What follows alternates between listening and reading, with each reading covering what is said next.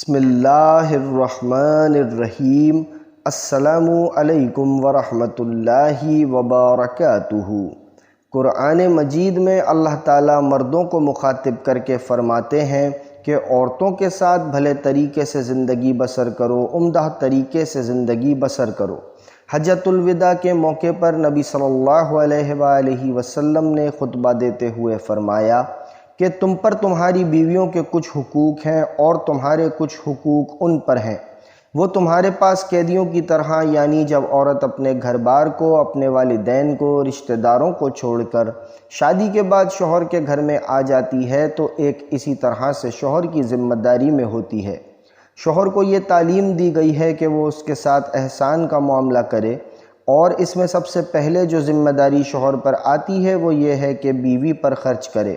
اس کو دیکھے۔ یہ نان نفقہ کا ذمہ دار اللہ تعالیٰ نے مرد کو بنایا ہے، اور اس کی بنیادی وجہ بھی یہ بتائی ہے کہ بیوی پر خرچ کرتا ہے۔ قرآن پاک میں سورۃ النساء میں اللہ تعالیٰ فرماتے ہیں کہ مرد عورتوں کے قوام ہیں، یعنی ان کے ذمہ دار ہیں۔ اس لیے اللہ پاک نے بعض کو بعض پر فضت دی، اس لیے کہ وہ اپنے مالوں میں سے خرچ کرتے ہیں۔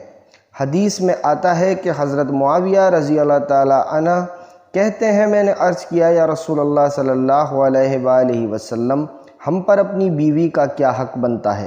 پھر اسی طرح عبداللہ بن عمر رضی اللہ تعالیٰ عنہ کہتے ہیں، رسول اللہ صلی اللہ علیہ وآلہ وسلم نے فرمایا،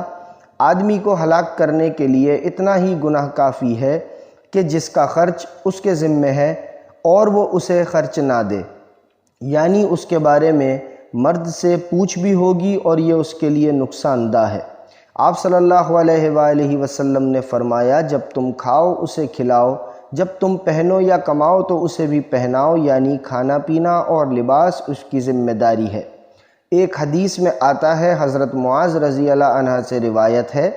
کہ رسول اللہ صلی اللہ علیہ وآلہ وسلم نے مجھے وصیت کی کہ اپنی استطاعت کے مطابق اپنے اہل و عیال پر خرچ کرو،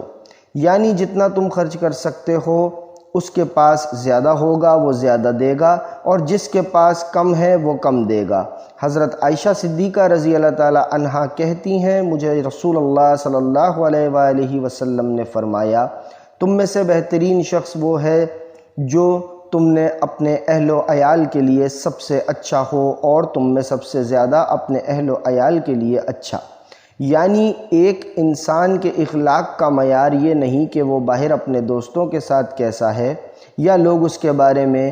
اس کے دوستوں کے ساتھ کیسا ہے، یا لوگ اس کے بارے میں کیا کہتے ہیں، بلکہ اس کے بہترین ہونے کا اندازہ اس بات سے لگایا جائے گا کہ وہ اپنے گھر میں کیا کرتا ہے، اپنی بیوی کے ساتھ کیا سلوک کرتا ہے،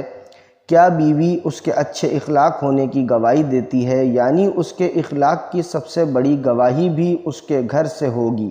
تو اسی لیے انسان کو کوشش کرتے ہوئے اور پوری توجہ کے ساتھ اس معاملے کو لینا چاہیے، اور یہ ظاہر ہے کہ اچھے اخلاق کا مظاہرہ کرنے کے لیے صبر و تحمل بھی چاہیے،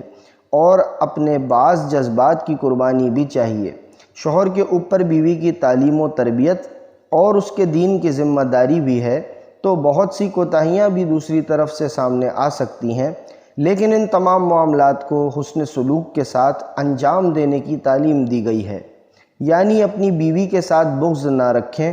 اگر عورت کی ایک عادت اس کو ناپسندیدہ ہوگی تو کوئی دوسری عادت پسندیدہ بھی ہوگی، یعنی اس کی منفی عادات اور بری عادات پر ہی نظر نہ رکھے، بلکہ اس کے اندر اچھائیاں کیسی ہیں یا اس کے اندر خوبیاں کون سی ہیں یہ دیکھے۔